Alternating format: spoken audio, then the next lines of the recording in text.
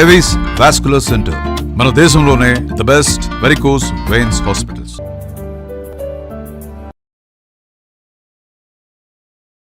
నమస్తే రమగారు. నమస్తే జీ. రమగారు, ఏదైనా మంచి నావెల్ ఒకటి చెప్తారా? చెప్తాం. ఎద్దనపూడి సులోచనారాయణ గారు. మనం ఇప్పుడు ఇటీవల కాలంలో సెకండ్ మ్యారేజెస్ చూస్తున్నాం కదా. అవునవును. 70s ఈ సెకండ్ మ్యారేజ్ మీద ఒక కథ రాశారు ఆవిడ. ఇది ఒక విపత్కరమైన పరిస్థితి, ఎవరికి రాకూడదు అలాంటి ఒక స్థితి వస్తుంది ఈ కథలో.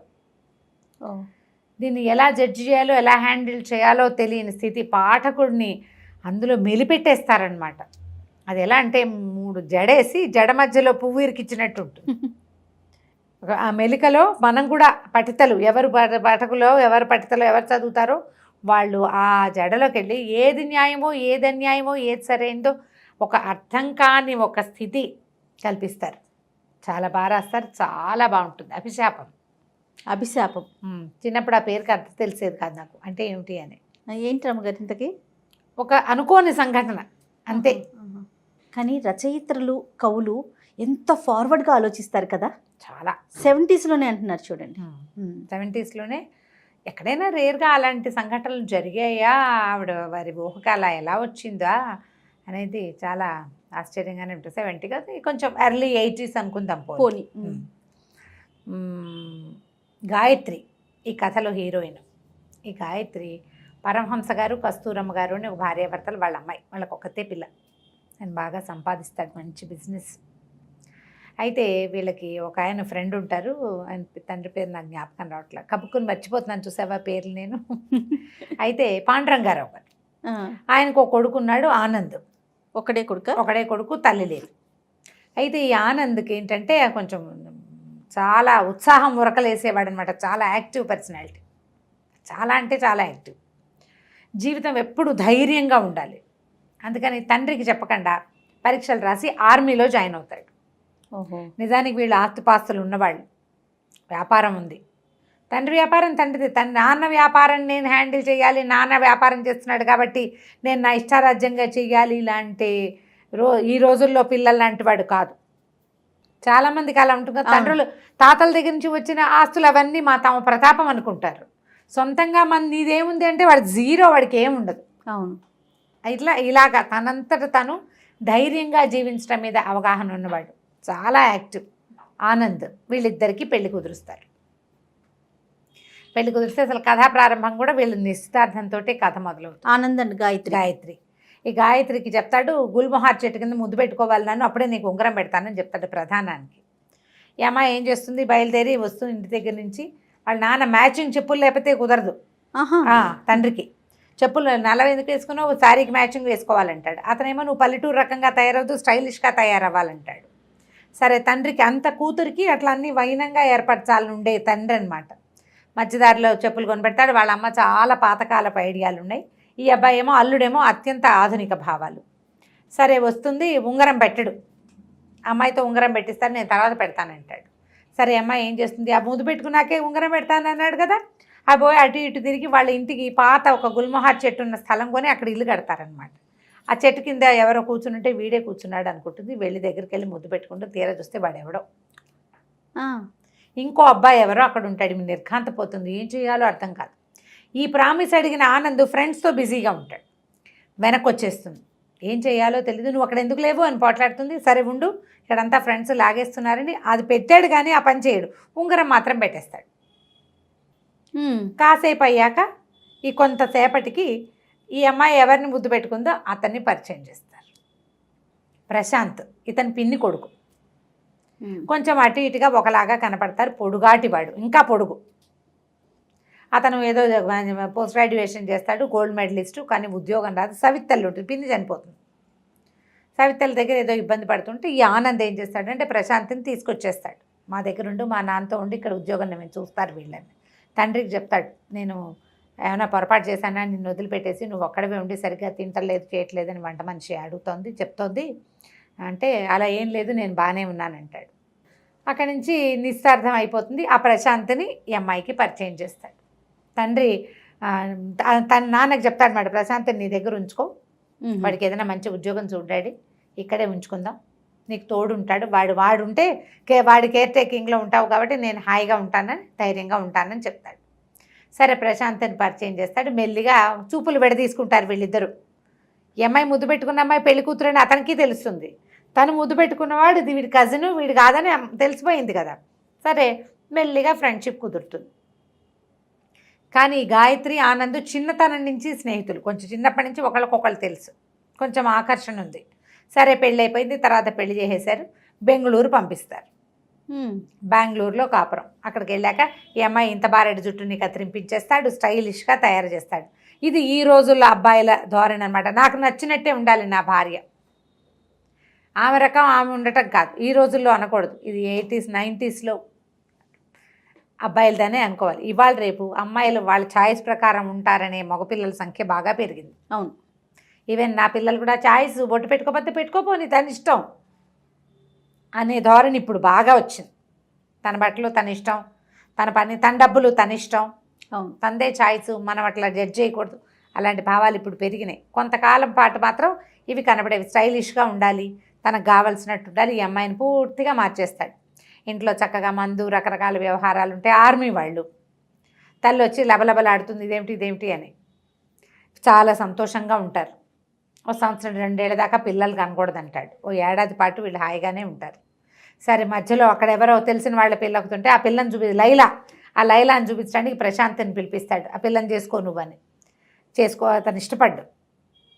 ఈ గాయత్రి వేషం చూసి ఆశ్చర్యపోతాడు. మెడదాకా కత్తిరించిన జుట్టు, ఐబ్రోస్ షేప్ చేసి మ్యాక్సీలు వేసుకుని, గౌన్లు వేసుకుని కనపడుతుంటే విచిత్రంగా ఉంటుంది ఆ ప్రశాంత్కి. చక్కగా చీర, పెద్ద జడ అలా ఉండే అమ్మాయి ఇలా మారిపోతుంది అన్నమాట. కొంతకాలానికి ఏమవుతుందంటే వారు ఏదో వస్తుంది. ఇతను వెళ్తాడు ఆనంద్. సరే ఒకతే ఏముంటుందని ఈ గాయత్రిని హైదరాబాద్ తీసుకొచ్చేస్తారు, వీళ్ళ ఇంటికి తెచ్చేసుకుంటారు. కొద్ది రోజుల్లో వార్త వస్తుంది, ఆనంద్ మరణించాడు. ఓహో, బాడీ దొరకల. యుద్ధ విమానాల్లో విమానం కూలిపోయింది, చనిపోయాడు. దాంతో ఇంకా ఏం చేస్తారు, ఇంకా ఈ పిల్ల జీవితం మూడైపోయింది. తండ్రి హతాశుడైపోయాడు. ఈ పిల్లని ఎప్పటికీ కోపప్ చేయలేకపోతారు. ఎలాగైనా తమ పిల్లని నార్మల్ చేయాలని ఉంటుంది తల్లిదండ్రులకి. తల్లి కొంచెం వెనకబడిన భావాలు కాబట్టి మళ్ళీ పెళ్లి చేద్దామన్న ఊహ రాదు. ఈ ప్రశాంత్ ఇక్కడే ఉంటాడు. అతను రెగ్యులర్గా వచ్చి ఈ అమ్మాయిని చూస్తాడు, వాళ్ళకి కొంచెం సహాయంగా ఉంటాడు, పెద్దనాన్నని చూసుకుంటూ ఉంటాడు. ఈ అమ్మాయి తండ్రే ప్రపోజ్ చేస్తాడు ప్రశాంత్కి. ప్రపోజ్ చేస్తే బాగా ఆలోచించి ఎవరో ఒకళ్ళ చేతిలో పెట్టాలి. దాని బతుకెట్లా మా తర్వాత, భర్త చనిపోతే పిల్లని చచ్చిపోమని అనలేం కదా. అదే కదా. తల్లి పెద్దగా ఇష్టపడదు, ఆవిడకి ఇష్టం ఉండదు, పాతకాలప మనిషి, మళ్ళీ పెళ్ళి ఏమిటి అనుకుంటుంది. తండ్రి ఒప్పుకోడు. ఇంకా ఆయన కూడా, ఈ పాండురంగారావు గారు కూడా, ఆనంద్ తండ్రి కూడా, పోనీ ఈ పిల్లని చిన్నప్పటి నుంచి చూసిన ఆయన, దాని జీవితం మూడైపోవటం ఆయనకి ఇష్టం ఉండదు. సరే పెళ్ళికి ఒప్పిస్తారు. అమ్మాయిని పెళ్లి చేసుకున్న అతనితో కలిసి ఉండటం ఏముంది, అతని దారిని అతను ఆఫీస్కి వెళ్తుంటాడు, ఈ అమ్మాయి దారిని ఈ అమ్మాయి ఇంట్లో ఉంటుంటుంది. వేరే ఇల్లు ఒకటి తీస్తారు, మంచి ఇల్లు. ఈ అమ్మాయి అన్ని కింద రూము, పైన బెడ్రూమ్ ఉంటుంది కానీ అక్కడికి వెళ్ళదు. కింద రూమ్లో అన్నీ అరేంజ్ చేసుకుని పెట్టుకుంటుంది. వాడి ఫోటోలు, ఆనంద్కి ఇష్టమైన రికార్డులు తనకు కావాల్సినట్టుగా పెట్టుకుంటుంది. నువ్వు ఇలా ఇంట్లో ఉండద్దు, ఏదైనా పెయింటింగ్ చేయి, సంగీతం నేర్చుకో, అక్కడికి వెళ్ళు ఇక్కడికి వెళ్ళు అని ఆనంద్ ఈ ప్రశాంత్ బాగా ఎంకరేజ్ చేస్తాడు. క్రమంగా కొంతకాలానికి వీళ్ళిద్దరూ దగ్గరవుతారు. దగ్గరయ్యాక ఈ అమ్మాయి ప్రెగ్నెంట్ అవుతుంది.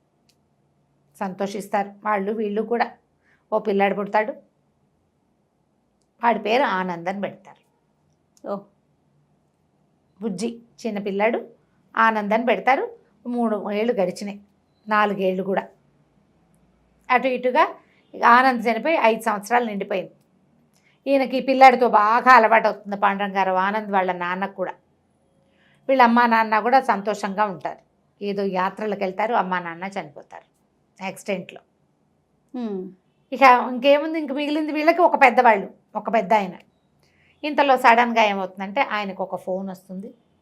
ఈయన హుటాహుటిన బెంగళూరు పరిగెడితే ఆయనకి ఆనంద్ దొరుకుతాడు. యాక్సిడెంట్లో ఆ ఫ్లైట్ యాక్సిడెంట్లో ఒక చోట ఎక్కడో పడిపోయాడు. కళ్ళు పాడైపోయినాయి, అతనికి కళ్ళు కనపడవు, బాగా మొహం అంతా కాలిపోయింది, కానీ బతికే ఉన్నాడు. ఆ బతికి ఉన్న అబ్బాయిని ఈయనకి అప్పచెప్తారు. తీసుకొచ్చుకుంటాడు ఆయన. తెచ్చాక అతవాడికి గాయత్రి కావాలి. మరి గాయత్రి ప్రేమే నన్ను బతికిచ్చింది, లేకపోతే నేను ఎట్లా బతికాను? తన తండ్రి ఆపేక్ష, గాయత్రి ప్రేమ వల్లే తను బతికున్నాను అనుకుంటాడు. ఈ అమ్మాయికి పెళ్ళి పిల్లోడు కూడాను. ఆ గాయత్రిని వీరి దగ్గరికి తీసుకొస్తారు. అతని కళ్ళు కనపడవు, కానీ గాయత్రి స్పర్శ, అమ్మాయి రావటం, నడక అన్నీ గుర్తుపడతాడు. కళ్ళు బాగా కనిపించవు. అక్కడి నుంచి ఇచ్చిన పిల్లాడు వచ్చి కూర్చోటం మొదలు పెడతాడు. అది గాయత్రి కొడుకు అని చెప్పరు. పక్కింటి పిల్లాడు గాయత్రి దగ్గరకు వస్తాడు. గాయత్రి వాడిని చూసుకుంటూ. ప్రశాంత్ గాయత్రి భార్యాభర్తలుగా అతని ముందు కనపడరు. ఎన్ని రోజులు ఇట్లా నడుస్తుంది? అతను గాయత్రితోటే ఉండాలని భావిస్తాడు. ఆనంద్ మరి తన భార్య కదా. బాగుంది. తండ్రి కూడా ఏం చెయ్యాలో ఆయనకు అర్థం కాదు. ఇప్పుడు ఇందులో ఏది న్యాయం, ఏది అన్యాయం? అంతే కదా. ఏం చేయాలో తెలీదు. మధ్య మధ్యలో ఏవో అతనికి భయాలు, వాటి వల్ల అతను యాక్సిడెంట్ ఫేస్ చేసి వచ్చిన వాడు కదా, ఏవో చిన్న స్ట్రెస్లు అలా వస్తూ ఉంటాయి. కంటికి వైద్యం చేయించడం కోసం మళ్ళీ బెంగళూరు తీసుకెళ్తారు. ఒక చోట ఎక్కడికో హాస్పిటల్కి, బెంగళూరు ఊర్లు మారుతున్నాయి, తీసుకెళ్తారు. హాస్పిటలైజ్ అవుతాడు. సరే వచ్చేస్తాడు ఇంటికి. ఆ ఇంటికి వచ్చే టైంకి ఏమవుతుందంటే, నేను గబగబా బ్రీఫ్ చేస్తున్న స్టోరీని, చాలా సంఘటనల సమాహారంగా నడుస్తుంది. ఎంత బాగుంటుందో కథనం, ఎంత బిగువుగా. అసలు చెప్పే కదా, 3 పేటల అల్లిన జడ మధ్యలో పువ్వుల్లాగా ఇరుక్కుపోతాం మనం. ఎక్కడి నుంచి తీయాలో మన మనసుని మనకు అర్థం కాదనమాట. ఈ ఇంటికి వచ్చేసరికల్లా ఆ ఇంటి దారి అక్కడ దాకా ట్యాక్సీలో రావడం తెలుస్తుంది. సందు మొదట్లో దిగేస్తాడు, ఇక్కడే ఎక్కడో ఇల్లని. ఈ పిల్లాడు, ఈ బుజ్జి అక్కడ ఆడుకుంటూ ఉంటాడు. వాడేం చేస్తాడు, అంకుల్ మా రండి మా అమ్మ ఇక్కడే ఉంది, మా నాన్న కూడా ఇక్కడే ఉన్నాడని చెప్తాడు. ఈ పిల్లాడు అబ్బాయి మాట్లాడుకునేటప్పుడు నా పేరు ఆనందే అని మాట. వాడి పేరు ఆనంద్ కదా. నా పేరు ఎందుకు పెట్టుకున్నారంటే, కాదు నా పేరే నువ్వు పెట్టుకున్నావు, వాడి పేరే వీడికి పెట్టారు. అయితే తీసుకొచ్చి మెట్లు ఎక్కించి వదిలిపెడతాడు, ఇంటి దగ్గర వదిలిపెడతాడు. ఇతను లోపలికి వెళ్ళేసరికి లోపల నుంచి మాటలు వినపడుతుంటాయి. ప్రశాంత్ గాయత్రి ఏడుస్తూ ఉంటుంది. మరి ప్రశాంత్ ఏమంటాడు, నేను మధ్యలో వచ్చాను, జీవితం మీది. ఆనంద్ లేడు కాబట్టి వాడి ప్లేస్ నేను తీసుకున్నాను. ఆనంద్ తిరిగి వచ్చేసాడు, మధ్యలో వచ్చిన వాడి మధ్యలోనే వెళ్ళిపోతా, నువ్వు వాడితోటి ఉండమంటాడు. ఆనంద్తో ఉండి, వాడికి నీ అవసరం ఉంది. పిల్లాడిని ఏం చేస్తా, పిల్లాడిని నేను తీసుకెళ్తా, నేను తీసేసుకుంటా, పక్కింటి పిల్లాడని పరిచయం చేశాం కదా అనేసరికి ఆ అమ్మాయి గట్టిగా ఏడుస్తుంది. నువ్వు నాకెందుకు జీవితం మీద ఆశ కల్పించావు? ఆనంద్ పోయాడు, నేను కూడా పోయేదాన్ని, లేదా అలా ఒంటరిగా ఉండేదాన్ని. నన్ను ఎందుకు బతికించాలని ట్రై చేసావు? నువ్వు నాకు జీవితం మీద ఆశ కల్పించావు, నళ్ళి పెళ్ళి సంసారం ఇల్లు వాకిలి పిల్లాడు ఏర్పరిచావు. ఇప్పుడు వెళ్ళిపోతానంటే ఇప్పుడు నువ్వు వెళ్ళిపోతానంటే, నన్ను ఇలా వదిలేసి ఈ రకంగా వదిలిపెడితే నేను ఆనందంతోటి కాపురం చేయలేను. ఇంకా ఓ చెట్టు, ఒక చెట్టుకి అల్లుకున్నది, చెట్టు పడిపోయింది, ఇంకో చెట్టుకు అల్లిచ్చావు, మళ్ళీ ఇక్కడి నుంచి లాగుతావా? నేను తీగనా, మనిషినిగానా నేను? ఇన్ని రకాలు చేయగలనా నేను? చెప్పేసేయి ఆనంద్కి, నేను ఒకప్పటి పెళ్ళాను, నా పెళ్ళామని చెప్పేయమంటుంది. లేదా అసలు నేను లేననుకుంటాడు, నేను ఎక్కడికి వెళ్ళిపోయినా తనకు తెలియపోతే బెంగతోటి ఉంటాడు. లేడా ఇప్పుడు 4-5 ఏళ్ళ నుంచి బతికే ఉన్నాడు. నేను పిల్లాడు, నేనేమవ్వాలి? మా అమ్మ నాన్న లేరు, నేను నన్ను పూర్తిగా నన్నుగా ఉంచావు నువ్వు. కానీ ఆనంద్ ఉంచలా, తనకు కావలసినట్టు చేసుకున్నాడు. నాకు నీతో ఉన్న కంఫర్టబుల్ జీవితం ఆనంద్తోటి లేదంటుంది. ఆనంద్ మీద ప్రేమతో తనకు నచ్చినట్టున్నాను, కానీ అది నేను కాదు. ఇప్పుడు నేను కంఫర్టబుల్గా నీతో ఎలా ఉండాలో అలా ఉన్నా, ఆ నేను నాకు కావాలి, నాకు ఆనంద్ వద్దు. ఇవన్నీ వినేస్తాడు ఇతని పక్కన నిలబడి. పిచ్చెక్కిపోతుంది, ఆలోచిస్తూ కోపం వచ్చేస్తుంది. ఆనంద్ ప్రశాంత్ నా వెళ్ళాన్ని నాకు కాకుండా చేశాడు. ఒక నిమిషం తర్వాత అతను ఆలోచిస్తాడు, 5 ఏళ్ల క్రితం నేను చచ్చిపోయానని తెలిసి ఈ గాయత్రి చచ్చిపోకుండా బతికుందంటే ఎలా బతికుందో నేను ఆలోచించలే. ఎవరు తనని బతికించి ఉంచారు? తనని బతికించి ఉంచినందుకు వాడికి నేను వేసే శిక్ష ఏమిటి? ఆ భార్యని ఆ పిల్లాడిని కాకుండా చేయటమా? చచ్చిపోయిన అనుకున్నాడు, చచ్చిపోతే సరిపోతుంది. దిగి నడిచి వెళ్ళిపోతాడు. ఏదో పెద్ద యాక్సిడెంట్ అవుతుంది. వాళ్ళ తండ్రి, ఆ తాతగారు వస్తారు. వచ్చేసరికల్లా తాత ఇప్పుడే నేను లాల్చీ తాత అలా అంటాడనమాట.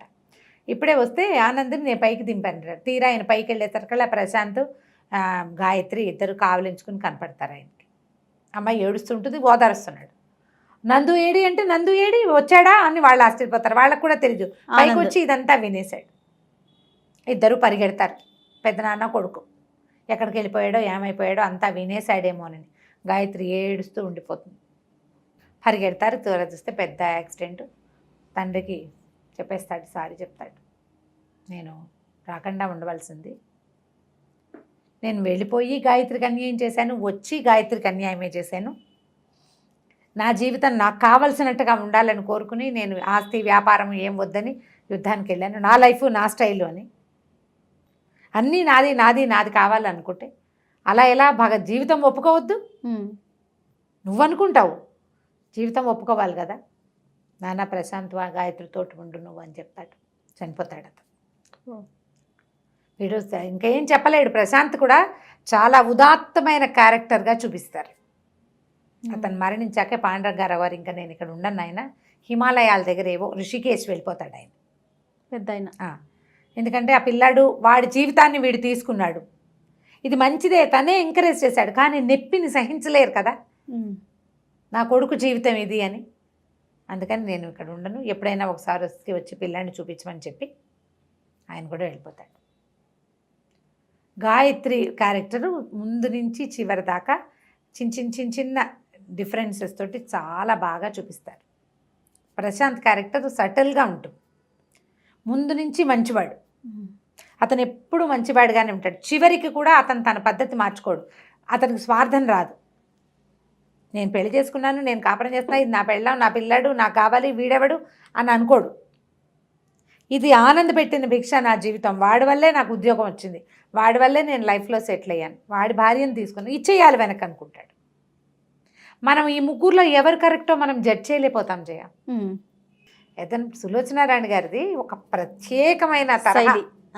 ఈ తరహాలో నువ్వు ఏ క్యారెక్టర్ని ఇదే నేను కరెక్ట్ అని అనిపించదు మనకి. ఇది కరెక్టే, దాని గురించి మాట్లాడితే అది కరెక్టే, మూడో దాని గురించి మాట్లాడితే మూడోది. ఇందులో గాయత్రి పక్షం వహించాలా మనం? వహించలేము. పోనీ ప్రశాంత్ది కాదు, ఆనంద్ది అది కాదు, కానీ మనం ముగ్గురు పక్షము వహిస్తాం అంతే. ముగ్గురు కరెక్టే. ఇలా ముప్పేటగా ఉండే కథల్ని ఎన్ని రకాలు రాస్తారో వింటుంటే ఎలా ఉంది. అసలు ఆ కథ చదువుతూ ఉంటే ఆనంద్ తిరిగి వచ్చాక గాయత్రి ఎలా అయిపోయింది అనేది అబ్బా చెప్పద్దు అసలు. చదివి తీరవలసింది. అభిశాపం కొంచెం పెద్ద నవలే కథ, మరి ఒక 5-6 ఏళ్ల జీవితం కదా. తాపీగా చదవండి, స్క్రిప్ట్లో హాయిగా దొరుకుతుంది, చదువుకోవచ్చు. నెలకు ఒక 300 మన అకౌంట్లో నుంచి కట్ అవుతాయి. ఇలాంటి బోల్డ్ అని నావెల్స్ దొరుకుతాయి. నేను సినాప్సిస్ ఇచ్చాను, బాగా కరెక్ట్గా ఒకదాని వెనకాల ఒకటి ఇవ్వలేదు. ఇలాగే నా ఫేవరెట్ నావెల్స్ కొన్ని, కీర్తి కిరీటాలు, శ్వేత గులాబీ, విజేత ఎక్సలెంట్గా ఉంటాయి. మనం ఎవరిని గురించి ఒప్పుకోవాలో మనకు అర్థం కాదనమాట. ఓకే, మామూలుగా కొంత జీవిస్తాం, వెళదే తప్పు అలా అనిపిస్తాయి మనకి. ఇక్కడ అనిపించదు. ఎవరికి వాళ్ళు ఉదాత్తమైన వాళ్ళు, సరైన వాళ్ళు, వాళ్ళ వరకు వాళ్ళు గ్రౌండెడ్గా కరెక్ట్గా ఉన్నారనిపిస్తుంది. ట్రై చేసి చూడండి. ఈ పుస్తకం కోసం చాలా బుక్ స్టోర్స్లో, నవోదయాలో, నవయుగాలో అన్ని చోట్ల దొరికేస్తుంది. విశాలాంధ్రలో కూడా దొరకచ్చు. ఎద్దనపూడి సులోచనారాయణ గారి అభిశాపం. అద్భుతం గారు, చాలా బాగుంది. రైట్, ఇంకొక నోవెల్తో మళ్ళీ కలుద్దామండి. తప్పకుండా. నమస్తే. నమస్తే జయ.